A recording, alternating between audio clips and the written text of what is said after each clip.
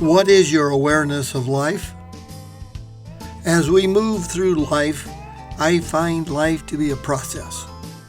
During my 39 years in the aerospace industry, I used different models to describe a process. The D. Appleton Company developed a modeling process that the Hughes Aircraft Company used in 1986. I find it works for modeling life. We find that there is an input to life.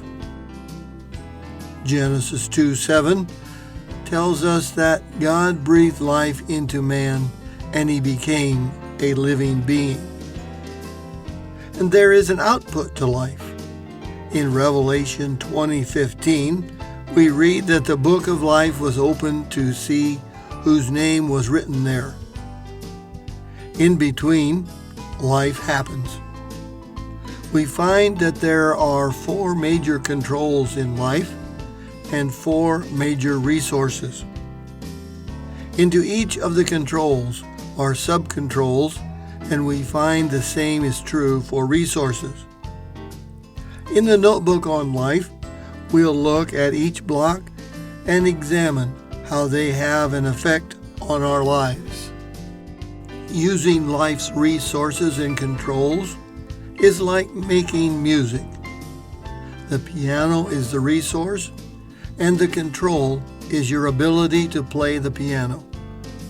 It takes practice to learn how to play the piano. It takes practice to learn how to use the controls in life. Proper control of the piano makes beautiful music, and proper use of the controls in life makes your life successful. When one's controls are limited, it'll be like playing one note over and over again on the piano, even though you have a full keyboard to use. Lacking the ability to play the piano only creates noise by pounding on the keyboard. When one lacks self-control, life is filled with noise. Resources and controls must work together if your life is to be a melody. For some, learning to play the piano comes easy, and for the rest of us, it's a real struggle. The same is true in life. To become successful, one must have the resources and learn to use the controls. We find that life starts in the family. It's our first resource. Family traits get passed down to us through the DNA chain of heritage. We'll cover the family block in detail on another page. Shortly after birth, we become aware of our hands and feet. Our awareness is the beginning of education. We find that one's awareness in life is like a light streaming into a dark room. It does not fill the room with light, yet it illuminates an area. As our awareness increases, more light enters the room until we can see clearly. We find illustrations are like this ray of light. They don't give the complete answer, yet they help communicate an idea or principle. Jesus used parables or illustrations to convey principles in his teaching. One's learning curve or awareness in life depends on a number of factors. Just like learning to play the piano, some have the ability to learn faster than others. God has made each one unique. No 2 people have the same fingerprint. No 2 people have the same awareness. That is why everyone's notebook on life will be different. We find that people like to compare their awareness and abilities in life. Paul wrote in 2 Corinthians 10:12, "We do not dare to classify or compare ourselves with some who commend themselves. When they measure themselves by themselves and compare themselves with themselves, they are not wise." Then Paul wrote in Galatians 6:4, "Each one should test their own actions. Then they can take pride in themselves alone, without comparing themselves to someone else." The Greek philosopher Socrates, who lived from 470 BC to 399 BC, once said, "True wisdom is knowing you don't know." The fact is that there is more that we don't know than what we do know about life. The beginning of wisdom happens when we become aware of our own ignorance. We must ask the question, how aware am I of my own ignorance? The more aware we become, the more we realize that we know even less. Proverbs 3, verse 21 says, "Have two goals, wisdom, that is knowing and doing right, and common sense. Don't let them slip away." Then in Proverbs 4:7, it tells us, "Getting wisdom is the most important thing you can do. And with your wisdom, develop common sense and good judgment."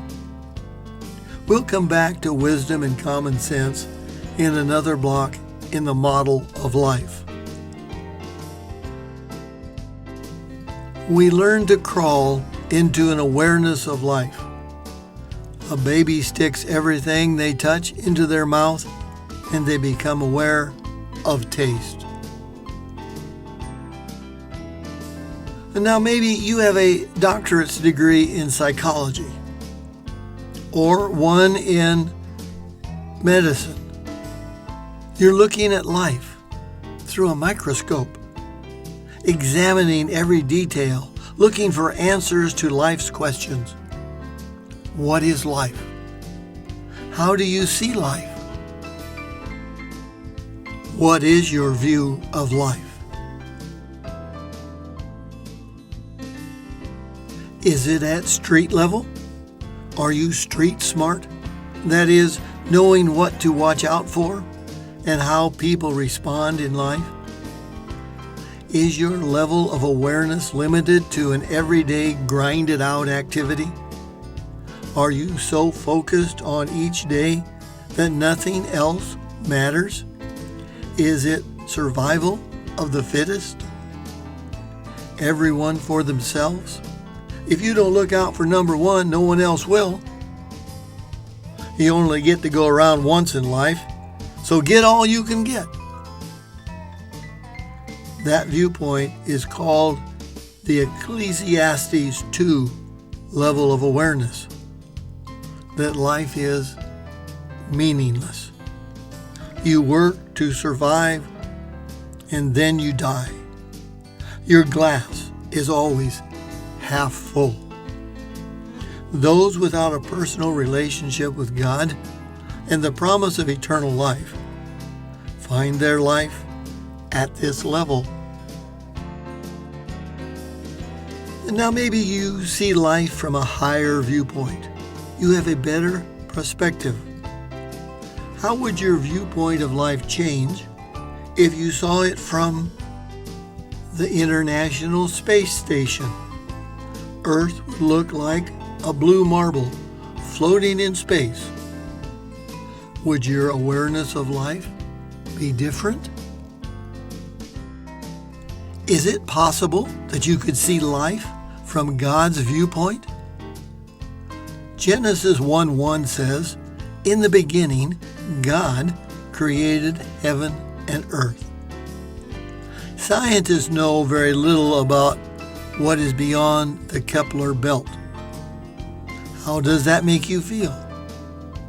It makes me feel pretty small. Can you even comprehend God's viewpoint? In Revelation 4:11 we read, "You are worthy, O Lord and God, to receive glory and honor and power, for you created all things, and by your will they were created and have their being." God created you for a purpose. Are you aware of that purpose? The fact remains that we all live in our own little box. We are ignorant of what goes on around us, except for what we see through the window in the box. As we look out our window, we see the actions and attitudes of others, and the world is looking back and seeing our actions and attitudes. This notebook on life will focus its attention on our awareness of the actions and attitudes that go on inside our box. It all starts in the family and the heritage of past generations. On page 3, we'll look at the origin of life. To view the Notebook on Life series, visit us on the web at www.christianvisualarts.com.